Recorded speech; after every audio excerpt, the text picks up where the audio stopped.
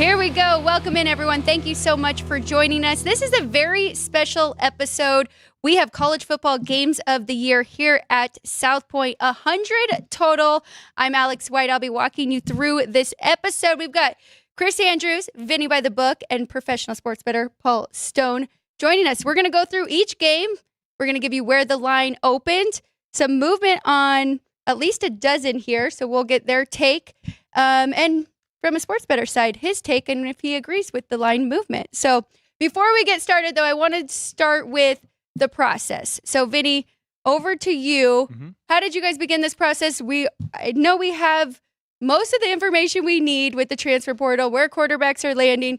Coaching carousel is finally pretty much finished. So can you walk us through your process? Yeah, I think, Alex, it's an exercise that you've become familiar with us here at the South Point, because very similar to what we did for March Madness, right? So Chris announced, listen, we're going to do games of the year, and he picked out the games of the year, and he gave them to me. And so I go and I take my time independently and make numbers, as does Chris do the same, because we don't want to have the exercise done together. So that's exactly what we did. We borrowed exactly what we did for March Madness. I made numbers, Chris made numbers, and then we got together yesterday and said, okay, look, we know the matchups, we have all the dates and everything, and let's compare numbers. Chris, as the director, he's the quarterback of the book, he says, okay, this is the number we're going to start with. And again, egos aside, egos have to be put aside. One other part of the process, and Chris will certainly add to this, Alex, is that let's say we were significantly off. Let's say we had a game that was 3 or 4 points different. The first thing that we would say is, either of us say, wait a second, let's go back and check. I mean, maybe we missed something. Did I read my power rating correctly? Did I have the right home field advantage and road split correct as well? So you've got to be open to saying, listen, did I miss something? And wow, or I didn't think of that. That's right, Chris. As Exactly. What we typically do. I'm looking down. We had a lot of differences, but usually I went like between our two numbers. Or if it was a tie, I went my way. Sometimes, no, but I shouldn't say that, because a lot of times I went Vinny's way. Because I know he does a lot of work, and I have a lot of respect. And I could see I had some biases on some of the things that I was looking at. I think I might have had some home fields maybe a little more valuable than they should have been. And it's one of those things, well, I have a lot of theories. I don't want to bore everybody. But, generally that's the idea. I mostly go between our two numbers. So your numbers that you opened, was there just you two that put into those? Or us two against the world, baby. Okay. That was it. Okay. Yeah. Now we're going to turn to Paul. Against Mr. Stone, anyway. That's Pretty strong world over there. To your right. That's what I want to get to next, Paul. What does your process look like for your power ratings, without giving away all the secret sauce? And how? Because I think you've already made some bets on these games of the year, if I'm not mistaken. Prior to today. Right. And just to kind of go from the get-go with my process, I specialize pretty much in 3 sports, primarily college football. I also bet college basketball and golf. But college football is kind of what I consider to be my, prominent sport, my bread and butter. So I'm handicapping college football year-round. As soon as the national championship game was, maybe not as soon, but within a few days of the Michigan-Washington game, started making power ratings just kind of loosely, because as we've talked about, the transfer portal, so much can change. You have 2 portal windows now that affect spring practice, and there's so much roster turnover. So maybe not as much of that today as I did prior to, a couple of years ago when that all took effect. But I had made some bets prior to today. You always, from my side of the counter, and it is subjective, but you want to anticipate based on schedule, based on how teams are going to develop during the year, what do you think the line's going to be the week of the game? And you're not going to take, if the line's going to be, if you think, well, it's going to be 14 the week of the game, and Chris and Vinny have got 14, I'm going to take 14 or give 14. You're not going to do that. Right. If you're on my side of the counter. You want to try to find value. You want to try to get a number, and hopefully with 2.5, 3, maybe more points of value. Again, you're guessing, but that's the ultimate goal, to have several points of value, get a number today that you won't be able to get the week of the game. I went into today. I have bet at some other with some other operators throughout the country that do games of the year as well. So I certainly know and have in my mind what their openers were, what their current prices are, and I have that advantage. And Vinny and Chris, really, to their credit, they've worked pretty independently in the past when other people have put up the numbers before them. They've kind of relied on their own instincts and their years of experience and put up their own numbers, it seems like, without a whole lot of regard for what already is out there. So I certainly looked at that as well. Is there any value with what's being put up here at the South Point compared to what's in the marketplace? And then on certain games, I also had buy prices. I had a game that I took. I said, if this team is +6 or more, I'm going to take this team. And they came out +6, so I took them. So that's just a little bit of a nutshell. For anybody who is new at sports betting and they're thinking, why would I go bet on week 5 in college football when I don't know the results leading up to that? Would you say that's the biggest advantage right there, is you have the opportunity to get a number that you might not get later on as the season goes on? Absolutely. I mean, most people, again, not that I'm any smarter than they are, because that's not true, but I just spend so much time on it. For most people who are betting other sports, whose interest is spread among multiple sports and their energies are spread among multiple sports, it probably doesn't make sense to tie up that money for that period of time. Because I bet some games of the year, several months back, and those games aren't being played until the end of November. So I'm tying up a lot of my bankroll for games whose outcome won't be decided for a great period of time. But for what I do, and I think as sports bettors, we need to be specialists. And this is what I specialize in. So to me, this is one of the areas of availability, of opportunity in the betting marketplace that should be up my alley.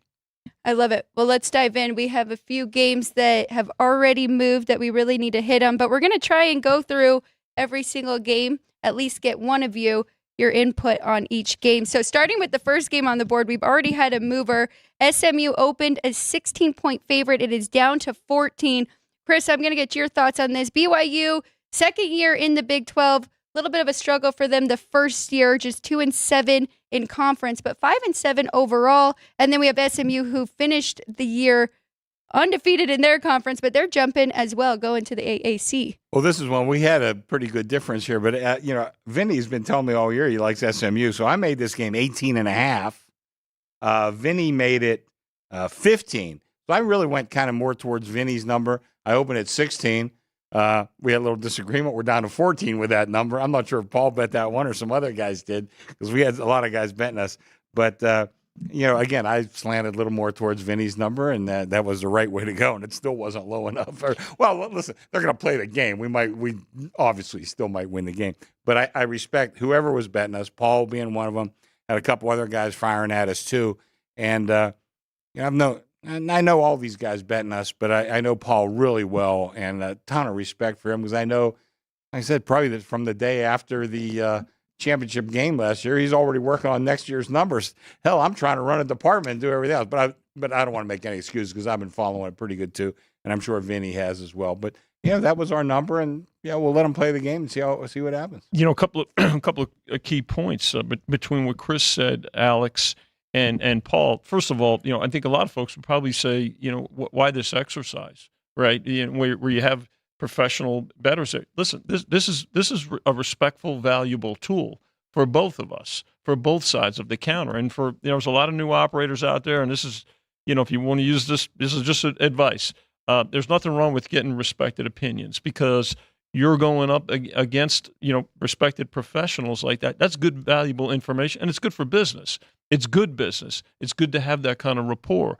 To Chris's point about, about what we've got to do, we've got to follow everything in all sports, everything. When you get specialists in here, it's like the doctor, right? You've got a head surgeon, you've got a doctor that runs a hospital, but he's got orthopedists, he's got, baby doctors, he's got everybody, departments taken care of. Well, it's a similar situation in the sense that you've got to have good people around you, and you've got to have qualified opinions on the other side of the counter too. That rapport is really what's helped us in our couple of years doing this. Yeah, and I would say if you look back last year, we did pretty good. 2 years ago, we got murdered, and again, I take responsibility for that. And I was not following the transfer portal anywhere near as well as I should have. But it's like a lot of things in life. You live and you learn. That's right. And like I said, last year we did pretty good. This year, we'll see. This is we've been open for 2 hours. We'll see how these games go. They're going all the way till December, so we'll see how it winds up. But I respect Paul's opinion, and again, all the guys that did bet us because I know they do their homework. And you can see we move the hell out of these games when we get back. Yeah. Well, and still plenty of time to balance the book, right? For these games going up right now. Mm-hmm. So, Paul, I do want to get your opinion on this BYU SMU game, though. With when it opened, you're getting 16 with the Cougars. Right. And I first of all, I want to thank Vinny for using the medical analogy because my parents always wanted me to be a doctor. See that I kind of got a little word from back home, cause I'm telling you, I come from a family of attorneys, so that might even be worse. So they wanted me to be something, and here I am. I took BYU plus 14.5. I got late to the party, and I like to get the number on the sheet before it moves, but it didn't happen this time. But plus 14.5, 15's kind of a dead number, so feel pretty comfortable there. SMU, a lot of expectations their first year in the Atlantic Coast Conference. If you look back, though, the past couple of years, they really haven't fared that well against so-called Power 4, Power 5 teams. They're stepping up in class, much like a Horsewood who's been, running $5,000 claiming races or whatever. BYU, I'm not exceptionally high on the Cougars. They are a team that is destined to finish in the bottom third or the bottom quarter of the 16-team Big 12. But I'll tell you one guy they do have. They've got a quarterback, Jerry Bohannon, who's going to be their starter, not the guy who started half the year last year. If Bohannon's healthy, started his career at Baylor, transferred to South Florida, got injured late in 2022, missed all of 2023. But if he is healthy, he's a playmaker, he's a dual-threat guy, and he's one of the main reasons I took BYU, but took them plus 14.5. So something to look out for. He is still competing for that job against Jake Retzlaff. Yeah, so between those two, but that is a good note to look out for anybody who's following BYU. Let's go ahead and move down this next list, our Saturday, September 7th games. We'll kind of go quickly through this. Vinny, I'm going to start with you. The Cowboys and Mike Gundy's team, 12-point favorite over Arkansas. Were you guys in agreement on this number here? Actually, we were pretty close, Alex. Chris made the game 12.5, and I liked it 11. So Chris, right as he outlined, just kind of went right in the middle on it. Okay, next up, Texas, Michigan. This is going to be a great game. And if you look at the games you picked, there really isn't a bad one on here. I'm looking forward to the season already from this. Chris, Texas, 3-point favorite over Michigan. A lot of changes in this Wolverines team. Yeah, I made it 3. Vinny made it 2.5. I just went with the solid number at used 3. But, we were pretty close. Again, we talk about a great matchup. Texas, Michigan, the second week of the season. I mean, come on, that's fantastic. I know. At first I was against all this conference moving around, but Me now too.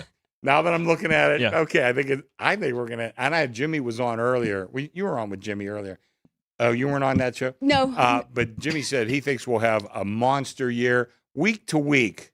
I think this year, we'll write more on college than on the NFL. Now the NFL will pass it up because they go through the playoffs and the Super Bowl. Right. But I think week to week we'll write more on college football than we do in the NFL. And we did a little, it was about 50-50 last year, but I think it's going to be even more this year. Looking at these Saturday slates, Unbelievable. I can only imagine. Paul, we're going to switch to you, get your thoughts on this one. Kentucky laying 4.5 at home hosting South Carolina. I don't think you bet this one, but any thoughts? Not really. Both teams are going to have first-year starting quarterbacks. I made it a little bit under 6 as well, so a lot of these numbers are just spot on with mine, so didn't really have a strong opinion there. This is a funny one. I made it 7. Vinny made it 3. We went right in the middle, so 4.5. So, that's kind of the way we do it. This one we were pretty far off on, but it looks like we wound up with a pretty decent number. It's tough because, the floor and the ceiling for some of these teams, right? And some people can just be higher on some than others. Looking at Iowa State, we've got Iowa minus 2.5. Not much changes for these guys, right? I mean, Iowa State, we do have a returning quarterback. Any differences in the line there? We were a little bit off. I think, what did I make it, Vinny? 4.5, I think? You made it a 4, Chris, and Yeah. I had it 2, and so Well, 3.5, and Okay. it's, You know, it's so kind of we right went- in between. Yeah, 2.5. You know, that's always a tight game. You Yes. know, always a good one. And Iowa's hard to power rate because they win a lot of games and they don't win by much. Yeah. Just the way they've been that since Ferentz took over. You know, so long time. Anything for you on that one? Under a field goal, so not much value if you like the dog side, right? You know, this is a game that I bet I won't get into other operators, but I bet this Feel game. free. I mean, Feel you want me free. to? Yeah, Sure. Sure. I took Iowa State plus 3.5 at another operator here in town probably a couple of months ago. So I've seen it as low as 2.5, as we have it here at the South Point, and as high as 3.5, and at 3 as well. Was only at 3.5, I think, for a brief period. And Yeah, I've got so a you ticket on smacked them around a Iowa little bit, State. Well, you always want to have you feel good if you have numbers that nobody else. I hate to say in the Sure, world, of but maybe course, in the yeah. world, if you're the only one or a small group of people that have a team and a certain number, you know, that's kind of part of your goal structure too when you do course. what I'm trying to do. Yeah, you come out on top more often, right? When you get those good numbers. Vinny, let's look at prime time here. Colorado against Nebraska.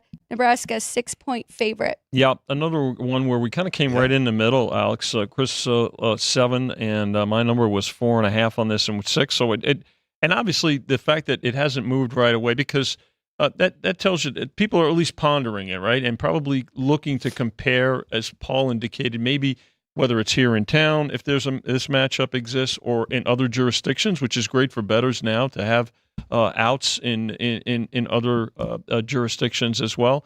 I want to also comment, you know, Chrissy's point too about the schedule now, right? And I love the fact that we're going to get terrific games, marquee games, but also there's no divisions either. So it's going to be so much more important, right? I think as we get towards the expanded playoff as well. So when you look at all those factors, it's going to certainly add to the excitement, to the betting.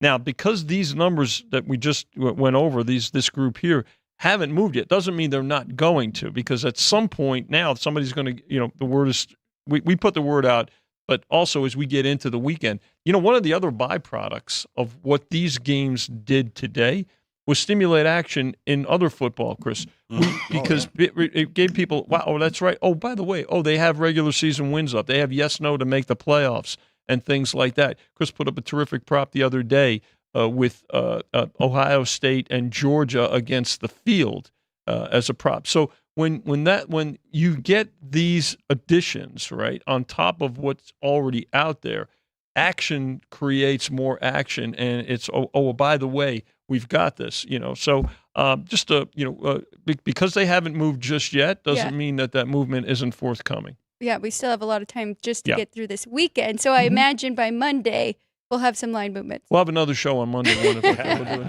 We'll do another update. So the bettors are betting the Rebels, the UNLV Rebels, that is, on some of these games, but not this one. Kansas minus 15, that has stayed put. Now we know with Kansas, Jalen Daniels, health of him matters a lot for this team. This is a rematch of the bowl game from last year. Mm-hmm. I'm high on both these teams. I think UNLV is finally, you know, do you ever turn the corner? I'm not sure, but they're turning the corner. But I could say the same by Kansas, too. Lance Leipold, I've been following him since he was at Wisconsin Whitewater. You know, he's a hell of a coach, and he's done a great job at Kansas. And I've been saying this ever since they hired him. Yeah. You know, well, I don't know. He's going to move on someday from Kansas. Well, I don't know. I mean, they pay Bill Self he's not the highest paid college basketball coach. He's right up there. So, I mean, they obviously have some money there. I'd love to see him do that. I mean, there's no reason that they can't be as good as, you know, Nebraska or even Oklahoma, you know, in the long run, because they got the right coach in place. We'll see if they put a lot of money to it. But anyway, I like both these teams. I think it should be a good game. 15-point favorite, though. Any thoughts for you on that one with these two? Not really. I mean, it's good to see UNLV have a resurgence of, you know, short term at this point, but looks like they can maybe sustain it. Hopefully, I can remember year, I think it was year 2000 when Jason Thomas was quarterback for Oh yeah. UNLV. They really had a special year and played Arkansas in the bowl game and beat Arkansas Yeah. as about a 10-point underdog, as I recall, but that wasn't even the question. But it's good to see UNLV back relevant. They obviously lost their quarterback, but they've got some depth there. And Well, I want to say one thing. Steve Stallworth, who's runs the arena back there, he was a former UNLV quarterback and finished with a winning record. What was he? 11-10-1 had a tie back in the old days. So, Steve, a lot of UNLV on this menu because I think a lot of guys want to bet UNLV this year. Yes, and they should be very good, at least in the Mountain West, but I can understand without jumping in right away against Kansas here in this one. I think keeping the coach, the fact that coach stayed too is certainly a big plus for the Rebels, no question. A lot of changes in the Mountain West. So, yes, that gives them an advantage right there in their conference. Vinny, looking at Arizona, Kansas State -8. This was a game. You know what, Alex? We were right on. We were the same in this game, actually, Okay. Chris and I. But I think we both made the game 7. So the obvious question is, well, why'd you use 8? Well, Arizona, probably one of the biggest, maybe the biggest surprise last year. And with the success they had. But Kansas State, the more we looked at it, I think this is a team that's going to certainly be a team, one of the better teams in their conference as well. So we looked at it and said, you know what, the home field, maybe we bumped it up a little bit more with the home field on this one. Let's get Paul. Give me your thoughts on this with Arizona moving from the Pac-12 to the Big 12 here, and now facing teams like Kansas State. How does that go into your handicap? It's kind of wait and see for the most part, Alex. I'll tell you, the Big 12 to me is the most exciting conference in football this year. It's a 16-team conference.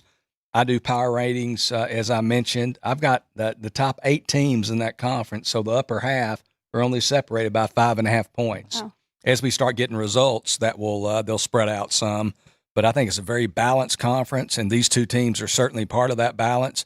Kansas State, I believe, the second favorite in the conference behind Utah. This Arizona team last year won 10 games. I'll give a little secret. I probably shouldn't be giving away secrets. That's okay. But Arizona last year gave up 21.1 points a game.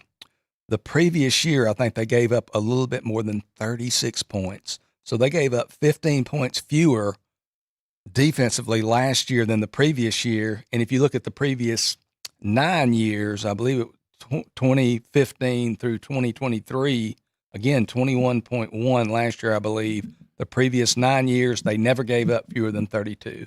They were much better defensively last year. Everybody thinks about that offense and the quarterback and McMillan, the receiver, but they were so good defensively last year. They lost 9 of their top 10 people on the defensive front. They're not going to be as good defensively this year. Arizona's not going to be as good. That's a nice little me make a stat to note. look Hang at. on. No, okay. Yeah, throughout the year. Let's go to Alabama. Big changes there. No Nick Saban, but still 10-point favorite over Wisconsin, and nobody has touched that one yet, Chris. Well, Wisconsin is one of those teams. I did a lot of work the past 2 seasons. I've really tried to get a better focus on home field advantage. And I have Wisconsin is right up there with the biggest home field advantage. And it's not just your home field advantage. What's the difference between how you play on the road versus how you play at home? And they play very well at home, not so great on the road. But I think Vinny and I were real close on this one. I made it 11. Yep. What did Vinny make? 10.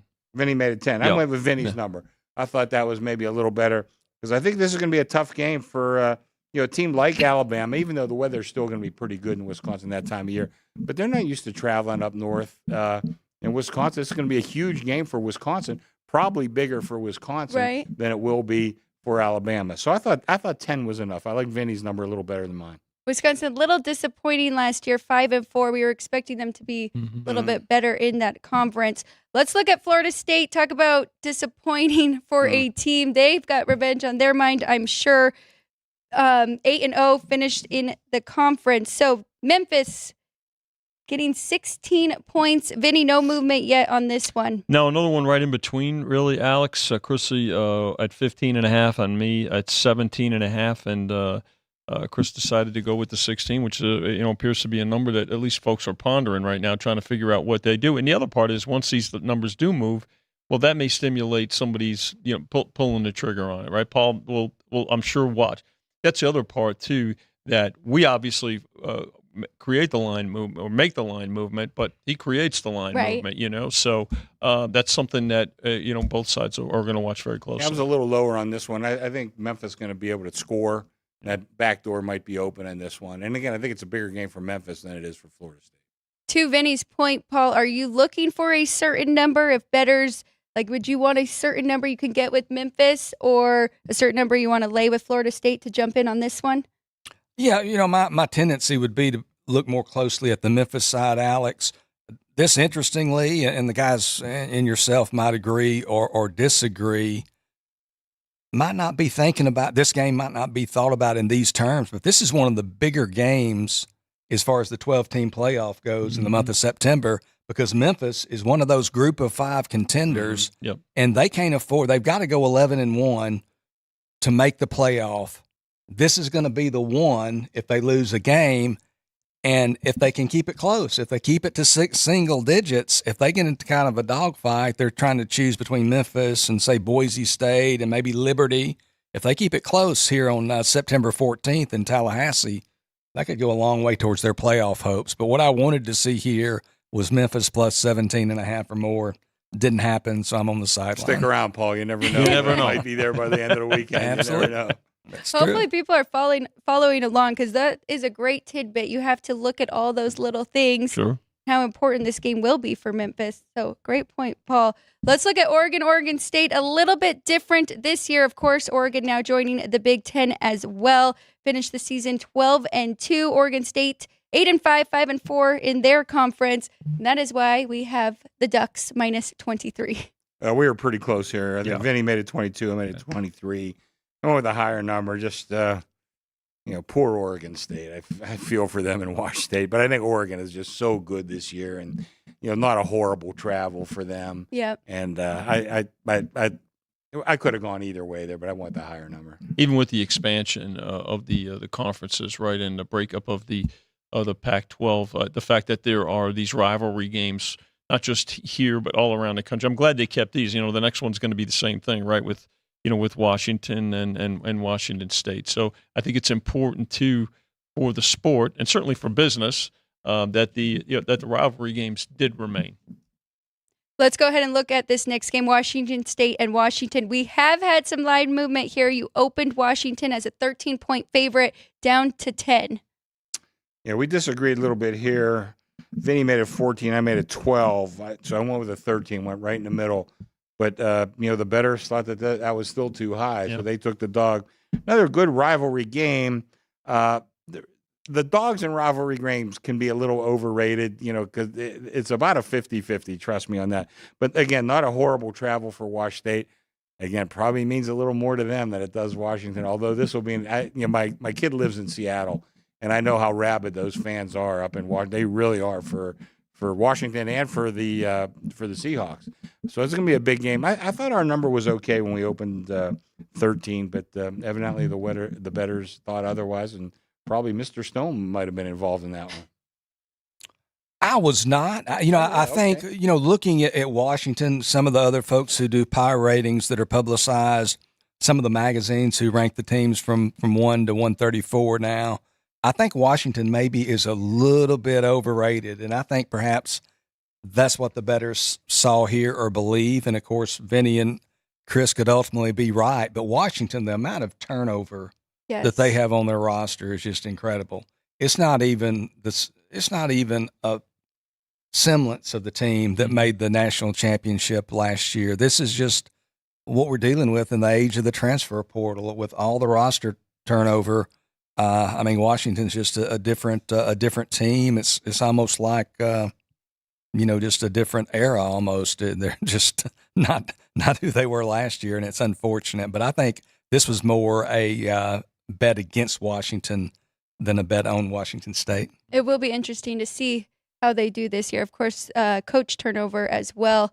Looking at West Virginia, another line movement here. They opened as an 8-point favorite over Pitt. That has moved down to 6. Vinny, where did you guys differ in this one, you and Chris? I had the game 7.5, Alex, and Chris had it 10, and we. I didn't think Pitt's going to be very good. I'm glad I listened to Vinny though on that one. I got to tell you. Opened at 8, and they took the 8. They took 7, so that's why we're at 6 right now. So another rivalry game, right, Chris? That's a big game. I grew up in Pittsburgh, and I know.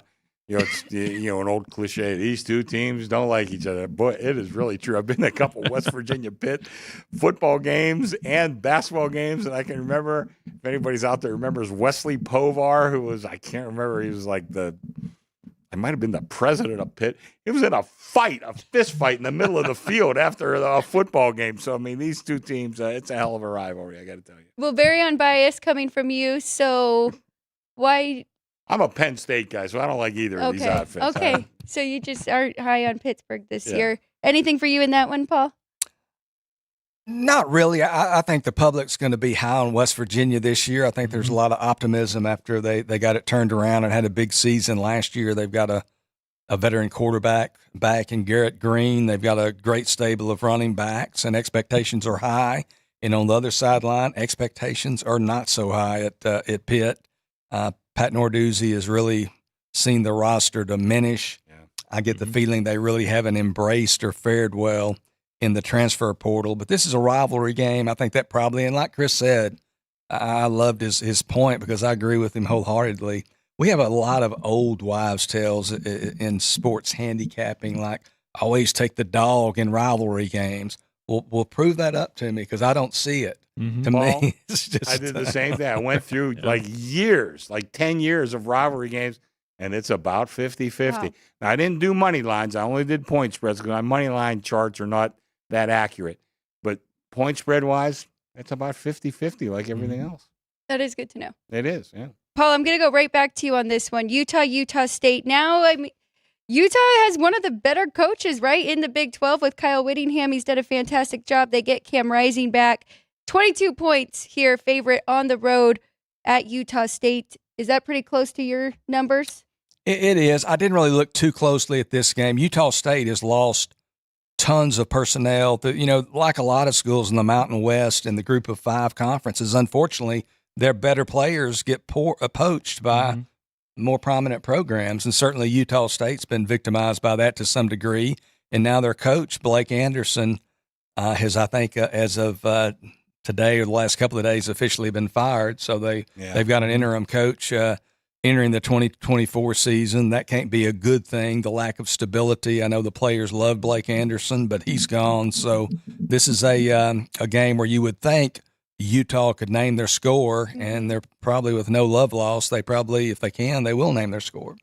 You can see it. We put in a lot of games with Arizona and Utah. I mean, you got to remember we got two locations in Mesquite, right on the border of Utah and Arizona, and so I mean we get a lot of play from down there. Those guys come in. We want to give them something to shoot at. Plus, we're not that far from Utah or Arizona, so we get a lot of play there too. So you'll see a lot of Western flavor, and especially rivalry games. I love it. I feel like I bet on the Pac-12 last year more than any conference, Really? So I was sad to see it go. But me too. Still have these matchups. The teams are there, and there's actually some even better matchups. You still have the rivalry games, but then you've got some really good matchups against some Big Ten schools in particular, right, when you look at it. So clearly that 22 is a pretty good number. Nobody has touched it yet. Do you guys have any thoughts to go any higher? Or? Like I made it 23.5, Okay. Vinny made it 20. We went kind of right in the middle. Yeah. Perfect. All right, let's go ahead and move to Georgia. In most people's power ratings, number 1 or number 2, Georgia. This one's moved a little bit, though. People have taken the points with Kentucky here. Open 20 down to 18.5. Yeah, okay, I'm going to jump. I made it 22. Vinny made it 19.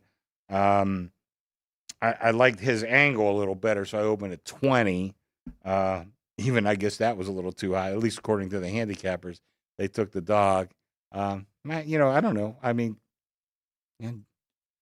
I don't think it's any surprise how good Georgia is, but that's a lot of points to lay, early in the season and in a conference game. So we'll see. Okay? Seems to be optimism in the last few years with Kentucky. They're there, and then all of a sudden, this is a kind of game that they've stumbled on, right? I mean, let's face. I mean, we saw this. They had a good season going last year, and then that game in Athens destroyed. It really kind of wrecked their season. So maybe there's a thought that, okay, now they get them at home here, even though they're one of the top two power rated teams for sure in Georgia. But this is a game where it's early enough in the season, and maybe there's at least there's value with the points. Not saying necessarily that Kentucky's going to win this game, Paul. Yeah, I mean, from my perspective, I'm here live and I'm betting at the window, and I get the games, first few games I like, prioritize, and then I come to this one, Georgia by 20 over Kentucky, and I go to the window and ask about the number, and it's no longer 20. I was prepared to take the 20 with Kentucky, but when I saw it was 18.5, I backed off. And the reason I did, Kentucky certainly, although he was highly recruited, their quarterback this year is going to be former Georgia backup, really third-team quarterback. He never really played, Brock Vandegrift, who's got a big-time reputation out of high school, but he's never done it at the collegiate level.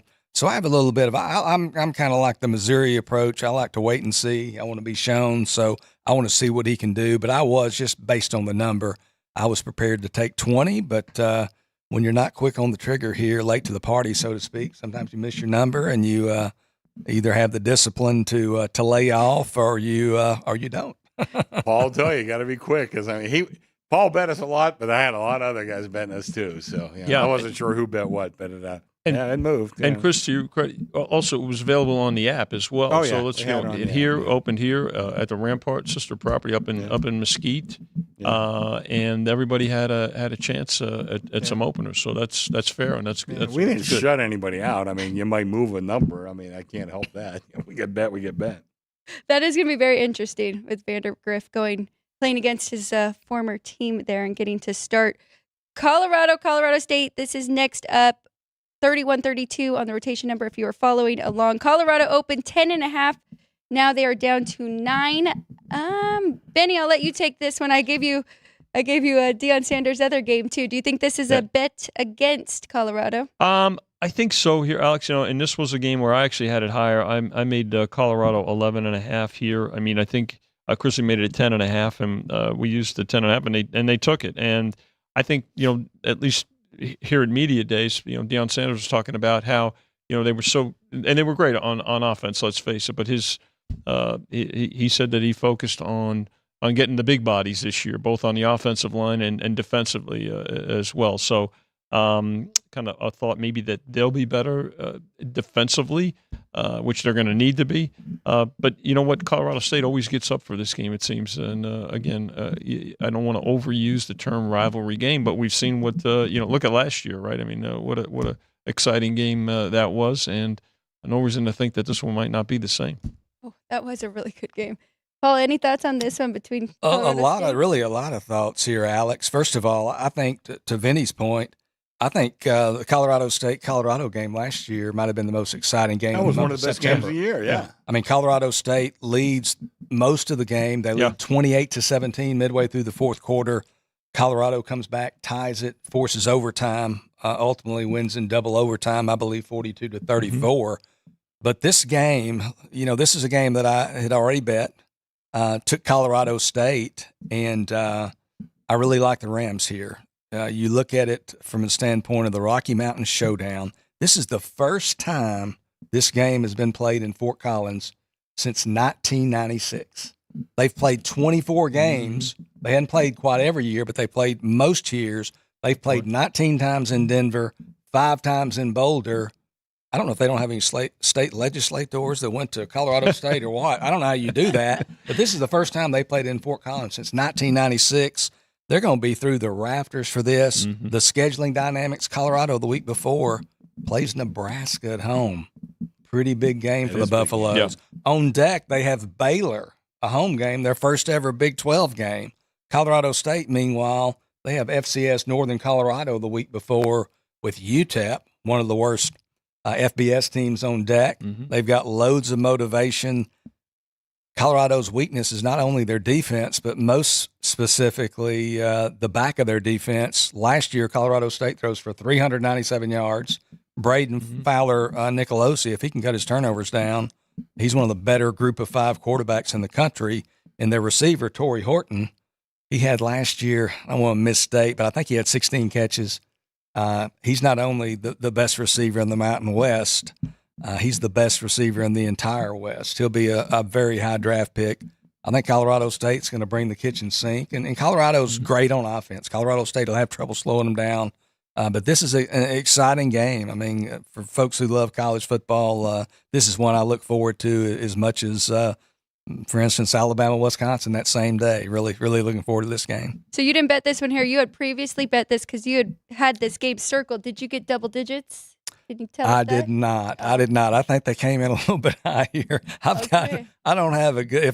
If Chris would have let me know what the number was going to be a while back, I could have. I would have waited, but I didn't. I didn't have that foresight. So you didn't get. Somebody else got it. Somebody got it. Wow. Yeah, they did. Yeah. Mm-hmm. Okay. All right. We will see. Time will tell if that value right there helps. Let's move on. We are going to Saturday, September 21st.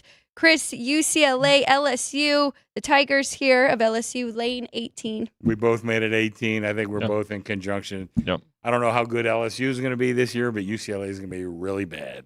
I've heard that a Agreed. few times now. Tennessee, Oklahoma, Sooners -4.5. Vinny, no movement here yet either. Nope. Oklahoma, Chris had them 8. I made the game 5. We used 4.5, so even lower. And right now, everybody's kind of taking a wait and see approach with it. My joke every summer is my annual rite of summer to overrate Oklahoma, and I'm trying to recover from that. But I let Vinny talk me into a lower number. It looks like it was the right thing to do. Oklahoma did lose their quarterback to Oregon, right? And now we have Jackson Arnold stepping in. Yep, good point, Al. Any thoughts on that quarterback? Yeah. Not really. You have two big-time quarterbacks that were very highly recruited for Oklahoma and Tennessee, and I just don't have any opinion. I think 4.5's a good number, and sometimes, as a bettor, speaking to the listeners and the viewers out there, the best bet is no bet. Right. The best bet is to wait and see. Let your eyes see a little bit, and don't just jump in. So that's certainly my position here. You've got some uncertainty, even though, again, these guys were 5-star type recruits. What will they do under the lights now that the keys have been fully turned over? And you've got 100 games here to choose from, so you don't have to bet them all. That's the best part. No. You have to bet every single one of them. Don't tell that to them. Let's go to this Big Ten matchup. We've got Iowa again. Once again, 7-2. Finished last year in the conference against Minnesota, who finished 3-6. Iowa, you have to lay 4 on the road. So were you guys in agreement on this number? Actually, Vinny was a little higher, but I made it 4 and I opened it 4. Like I said, Iowa to me is just one of those really hard teams to power rate because they win a lot of games and don't win by much. I love PJ Fleck as a coach, certainly coming out of Western Michigan. Mixed results at Minnesota. I think this year his roster isn't quite that good. I just thought 4 was a good number. So that's yeah, Chris, but I mean, just Iowa, they just don't score. Yeah. And then on the road, you're asking them to cover, better than a field goal, which doesn't sound like much, but for Iowa it is. Yeah. I mean, some of those 17 a game. Yeah. Look at the totals on the Iowa games last year. I mean, we couldn't make them low enough. Right. Sometimes we sit here and we say to ourselves, we can't make a total high enough. Well, in their case, I think we had like a 27 or 28 or something. I think 27 games, right? we had in one game. Yeah. I mean, so yeah. Towards the end of the season there. Let's look at this ACC matchup. No movement yet, but this should be a big game for both of them. Dabo Swinney and Clemson, lane 9 against NC State, who had a very good season last year as well, finished in conference 6-2. Looks like the right number, and bettors are agreeing with that. I think we were right there. Vinny had it 9.5. I had it 9. Yeah, I just went with 9. Yeah. With the whole number. I mean, this particular game, I took 10 a while back with a different operator. I think the line, is anywhere from 7.5 to 9. Clemson, certainly not to the degree of Iowa, but they're a little bit offensively challenged, but great defensively. Again, much like Iowa. So I think that I like the 10 that I got. I think this is a real good number. 9, NC State along with Virginia Tech, 2 teams that I'm expecting to make some noise this year in the Atlantic Coast Conference. I agree with that. James Madison coming off a very good year. I think this is the only Sun Belt team and game that we have. Yeah, we the try to top? get a couple of, odd ones here and there, especially on semi-rivalry game. They're from the same general area, In this game, we both made it 9, open 9, hasn't moved. No movement. Looks like for a the Tar decent Heels. number, I guess. Yeah, Polly, is that right around where you made this game? Yeah, but I'm sometimes I make numbers on basically every game, but some of them I just put a number down. I know I'm not going to bet the game. James Madison had tons of roster turnover. Their coach Kurt Sidnetti took the job at Indiana. Took I think 9 players with him, and he didn't take he took his good luggage, as Dion might say. So he didn't take the culls; he took the best. So James Madison's not the same James Madison that hosted game day, I guess, last year. So a lot of questions there. North Carolina loses their quarterback, the 3rd overall pick in the NFL draft, Drake May. So just, again, a game where there's just a lot of uncertainty, and I have questions on both sides. So just kind of a stay-away game for me. I think Paul's point about that particular element or aspect of the transfer portal, when a coach can go and take a cluster of really good players. Right. Lincoln Riley, a couple of years ago when he went to SC, took all the best offensive players. He didn't take any defensive players, and it showed in their totals and their poor defense. But his thought was, I guess, and if we can outscore everybody. So that's something that you want to pay attention to as well. It's a good point that Paul brings up. To back up a little bit, Colorado State did that when I forget the guy's name, left Nevada and took all those guys. Yes, Took I like remember. 20 players, I think, from Nevada. Yeah. This is his 3rd year now, I think, at Colorado State. So it should be about as good as they're going to get, And I think you may have the right side in that game. So I'm not sure who we'll be rooting for come kickoff, but we'll see what happens. I am glad that you threw in a James Madison game, though. Regardless if it is a different team, it is good to see them on here. Kansas State -13 at BYU. I think this is the first BYU game we haven't seen a lot of movement Didn't just move. yet. How do you like that? Went right in the middle, 13.5 and 12.5, and 13 is what we hung. So. Yeah.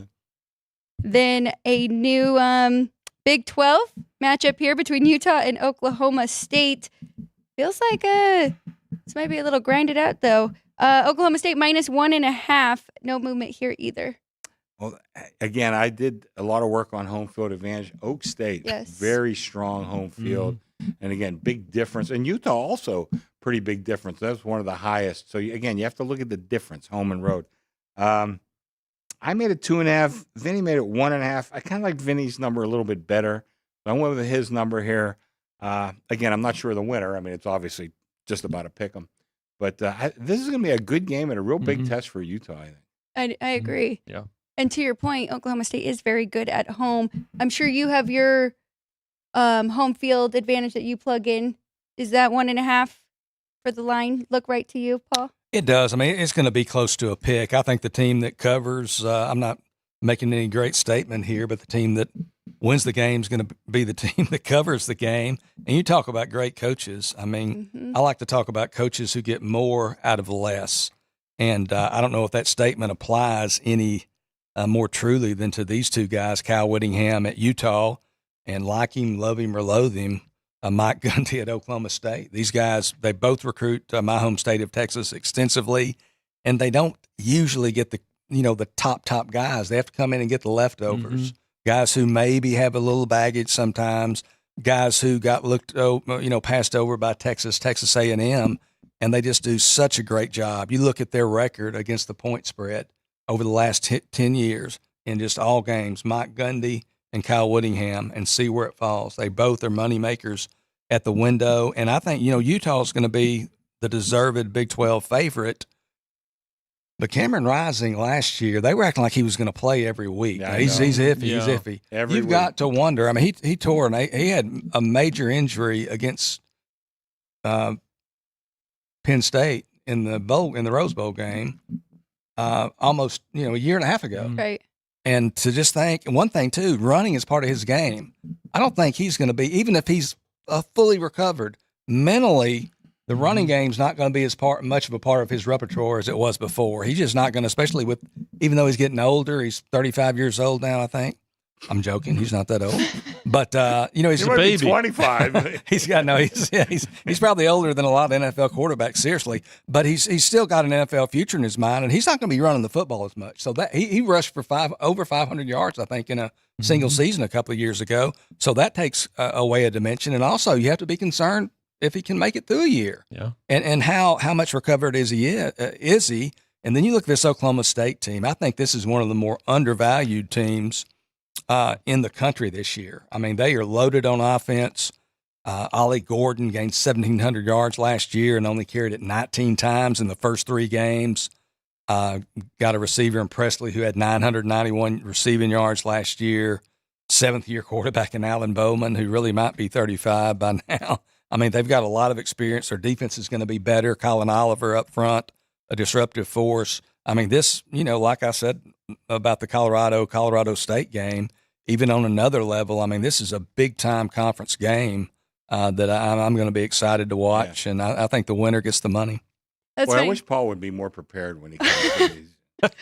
I'm glad you brought that up about the coaches, though, because when I said it grind it out, I'm really thinking of both of these coaches, right? And the players Yeah. want to run through walls for both of them. No, And I think so he's- great points that you brought up excellent. Both guys do. They Mhm. don't get the 5-star recruits. Probably not too many 4-stars, but they coach the 3-stars up pretty good. They do. there. Yeah, we had the pig farmer last year step in for Cam Rising and do a pretty good job. Remember? Yeah, but For Utah? Paul's right. Every week it was like Rising is questionable. Yep. He went Yeah. through They 12 kept you. games and he was still questionable. He's warming up. No, he's not. Yeah. He's not ready. Ridiculous. Let's get your thoughts on Lincoln Riley taking on Michigan here. This one has not moved yet, though. Michigan -10. Well, I'll tell you, I think Vinny and I, as I say, there were some competitors out there with some lower numbers, and we just didn't want to give the money away. I think both Vinny and I kind of like Michigan in this game. Mm. I know there's a lot of turnover for Michigan. Well, I don't know about Lincoln Riley and USC. I said in the beginning, USC is not that great of a job for everybody. Pete Carroll was perfect there. Wasn't sure how Lincoln Riley was going to do, and so far, not so good. So I don't know. I know Michigan got new coach and lost a lot of players and all that. That's a pretty damn good team still. I think I know Paul went back and did a lot of 10-year study on Arizona. I mean, you go back 10 years on Michigan, there are a lot of good players come through there. And I don't know. I'm not sure Lincoln Riley is just a great fit in USC. I just don't know that. Well, he also tried to get out of a game or two this year, right, to get the schedule changed. That's kind of a little bit of a bit of a red flag. Some of this realignment too. While the Pac-12 certainly had some really exciting venues. I mean, Washington, as Chris mentioned earlier, Utah is a tough out with the altitude, and the fans are right on top of you on the mountain and everything like that. You know what? This is when you start going into places like the Big House and the Horseshoe and things like that. It's still going to be an adjustment for some of these schools. And even though we were higher on this game overall, Chris 13, I made it 11. We hung 10 because you also have to try to anticipate a little bit too. This is USC country, and so. We actually obviously hung up a number that everybody's kind of taken into consideration and wait and see. If it goes up, there'll be certainly some USC money, but it wouldn't shock me if the initial money does come in on Michigan here, Paul. Really struggled defensively. Caleb Williams really meant a lot to that team, Yeah. putting up points to hang in games. Any thoughts on that 10 that they put out today? I think it's a good number, Alex. I mean, I would like to look for opportunities to fade Michigan. I think they're gonna have a great defense, first of all, but with the new head coach and they have tremendous uncertainty at quarterback. They have 4 or 5 candidates, and I think they could be the kind of team this year as they literally quote unquote audition candidates that could maybe play 3 quarterbacks in the month of September. I think they're going to give I don't think the first guy who has the job is just going to knock everybody off their feet and be the person necessarily, although that could happen. But I just don't have enough confidence in Lincoln Riley to take the points and expect him to go into Ann Arbor and keep it close. So it was a pass for me. What's your thought on that? I have always liked the cliche, if you have 3 quarterbacks, you have no quarterbacks, because I really feel like it's tough for the offense to try to adjust. Better if you can get behind one guy. Do you have any thoughts or feelings on that? Well, I do agree with that old adage, but in this case, to me, it's a little bit different. The fact they don't really have a quarterback is just the fact none of them have played. I mean, the guy from the state of Texas, I can't think of his last name. It's Alex. His name's Alex, isn't it? You're not the quarterback from Michigan. Might be. No, it's his. He's got a little bit of an unusual last name. Very athletic. He's about 6'5", 235. He's a tremendous runner, tremendously physical. But I don't think he's his skills need to be honed in the passing game. And they've got some other candidates too. But I think their situation is, you can have guys who are great players on Tuesday and Wednesday and Thursday, and when it gets to be Saturday, I was a former sports writer for many years before I changed gears, and having watched a lot of high school, college football, professional football, some guys just they're comfortable. It's kind of like golf. A guy can shoot. The best player at a club can shoot 65 all day long, playing with his cronies, drinking a 6-pack of beer. But you put him at the PGA Tour qualifying school, and he'll shoot 82 and Have you ever heard of Rory McIlroy? Rory McIlroy's pretty good. Well, he missed a couple putts. No, he's missed. No, he's had a tough. He had a tough go of it. It's my fault. We needed him that day. That's why I'm holding a grudge against him a little bit. No, he's had a tough. Golf's a tough game.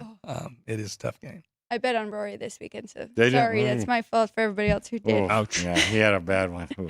We're going to skip down a little bit here, unless you guys see any that jump out to you. I mean, we can talk about North Carolina Duke. That's a great rivalry here. Tar Heels -3, but no movement. And, of course, the number 3. I don't know if we'll get any movement for a little bit. Any thoughts on that one from any of you? No. I think let's talk about the SMU game real quick, and then let's take a break. Perfect. I think we need to take a break. Vinny and I both had it much lower. I don't even want to tell you how much lower, but an awful lot lower. But we saw some numbers out there that were much higher. So we opened at 7, looking for somebody to lay it to us because we both like the dog. I'm surprised nobody laid it to us because it's 2 points less than we've seen elsewhere in the market. But I don't know if it's respect out of for me and Vinny, or maybe I don't know. Maybe people think that we got the right number in this one. I even think the 7's too high, to be honest with you. Wow. So. Yeah, you guys probably saw the number 9 out there a little bit, see 9, and this is going to be SMU's first game ever in the Atlantic Coast Conference. I would have liked to have taken the 7, and if it would have been 6.5, if you want to move it, I'll go bet it at the break. But that ain't gonna happen. But I would have liked to have taken Florida State, but their new quarterback, although he's talented, he's just an enigma to me. DJ Uyunglele. I just want again. Yeah. I want to watch and see how he fits into that new situation. And obviously, nobody works the transfer portal any better than Mike Norvell, so he has a lot of weapons there on offense. But this is a wait and see. I would have liked to have laid 6.5 with Florida State or taken 10 with SMU, but haven't had that opportunity either way yet. We're going to take a quick break, but I want to get one more UNLV in because I want to get just this slot up here, and we have had some movement here. You open Fresno State -3 at UNLV here. This is Saturday, September 28th. They've taken the points here with the home team and the Rebels. Fresno State, though, we do know Tedford, I think, he's retired now. I think is also retired, and their interim is stepping in there. Yeah. So he was a hell of a coach. There was an article about him the other day how he's been underappreciated because he's been very, very good everywhere he's gone. And they liked him a lot there. I think too. he's a little cantankerous sometimes, so maybe that's something to do with it. But we, again, Vinny's number was better than mine. I like Fresno 5. I like that team a lot still. Vinny liked 1.5. So again, we went in the middle 3. They took the 3, and here we are at 1.5. Wow. So they took the 3, took the 2.5, or did you move it pretty depends aggressive? on who bets me, and I'm not sure if it was Paul or somebody else. I moved it 1.5. Well, we're talking about dead numbers. You know what I mean? Guy takes 3, 2, 2.5. I went to 1.5. Okay. Very good. I went to take UNLV +3 at the window, and somebody cut in line on the app in front of me, and took it, I guess, and they showed me 1.5, so I backed away. But I would have liked to have gotten that 3, but I think when you get 1.5, to me, that's almost like pick, so it's about where it should be. We're going to take a quick break. Thank you so much for joining us. Don't go anywhere. We still have a ton of games to get through. This is South Point Studio, our special edition of College Football Games of the Year. from the South Point studio.